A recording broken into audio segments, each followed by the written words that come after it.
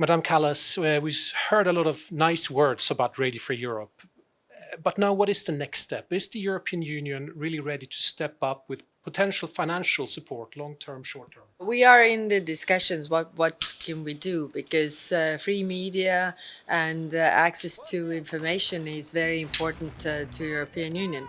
But of course, we have a lot of organizations, a lot of countries behind our doors because of America is pulling out the support, and everybody's asking us to fill the void. It's clear that we can't do it everywhere, so we really need to discuss what is the plan, how we cover. Speaking about America, today the new tariffs on cars, 25%, enters into force. How will the EU respond, and what do you think they say about the transatlantic relationship right now? Well, so far as our trade people are really interacting with the Americans, so they don't really know what is exactly coming. So they are the statements we see, but what are the real actions? So if the real actions come, we also have a plan ready. But what I want to stress is that there are no winners in trade wars. It raises the prices, and in the end, the consumers get to pay for these products a higher price, and this is not wise. So I still hope that we are not starting this trade war. Alexander Stubb, when he was in America recently, talked about potential full ceasefire in the war on 20th of April. Do you think this is feasible? Can that be done? So far, Ukraine has been agreeing to ceasefire already 3 weeks ago, and we haven't seen any positive signs from Russia's side. So they are just playing games. I think it could be very good to put them a clear deadline when they have to answer what is their standing, and to really show some goodwill that they also want peace. It's clear that the Ukrainians want it.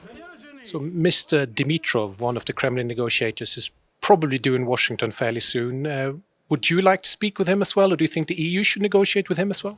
For Ukraine has to negotiate with Russia. It can't be done by anybody else because it's about Ukraine, and it can't be without Ukraine. I think this is extremely important. When it comes to European security, then of course we need to discuss amongst ourselves with our allies how we arrange this. But are you, or the European Union, or any European country also ready to discuss directly with Moscow?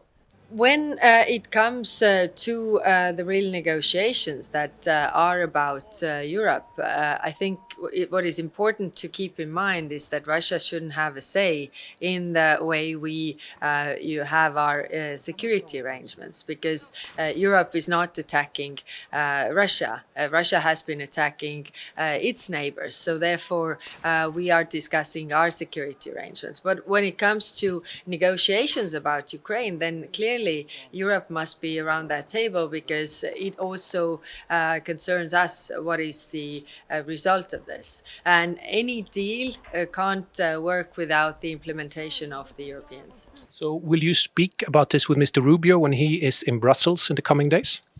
We have spoken about this already before. I mean, when we had the meetings in G7 in Canada, and definitely we will talk about this. And it's very clear that what Europeans have in the hand, the sanctions are put forward by the European Union. Then we have the training mission to train Ukrainian soldiers, and a civil mission in Ukraine. And we also have the EU enlargement process that concerns Ukraine.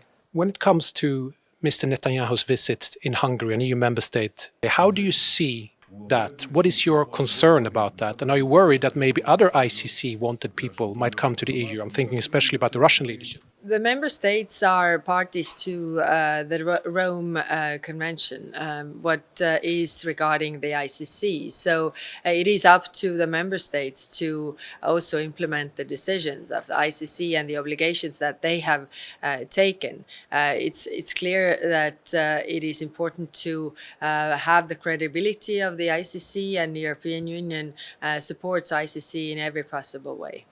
So we cannot rule out that maybe Putin will be an EU member state soon then, if the EU doesn't uphold the convention?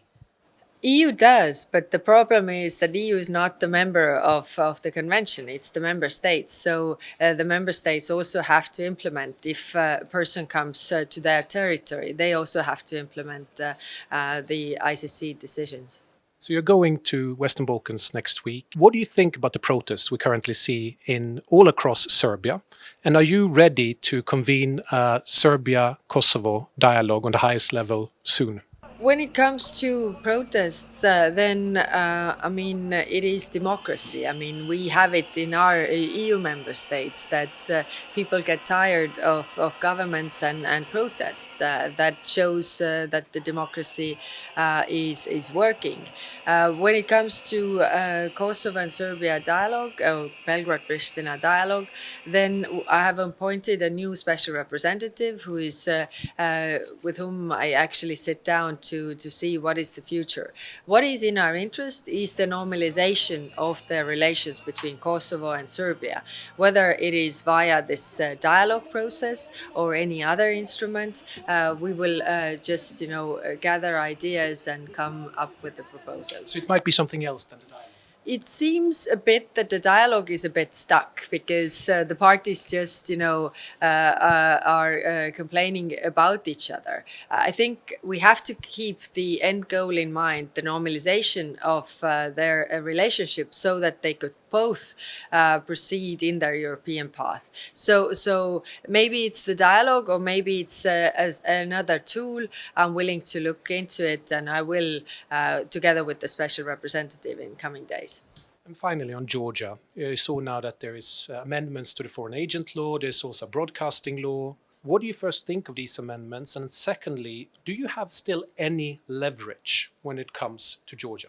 This is extremely hard. I mean, the situation that is ongoing there is extremely hard. What we know is that the Georgian people, the majority of Georgian people, really supports European Union, and that Georgia would join the European Union. It's, however, not the path that the government has taken.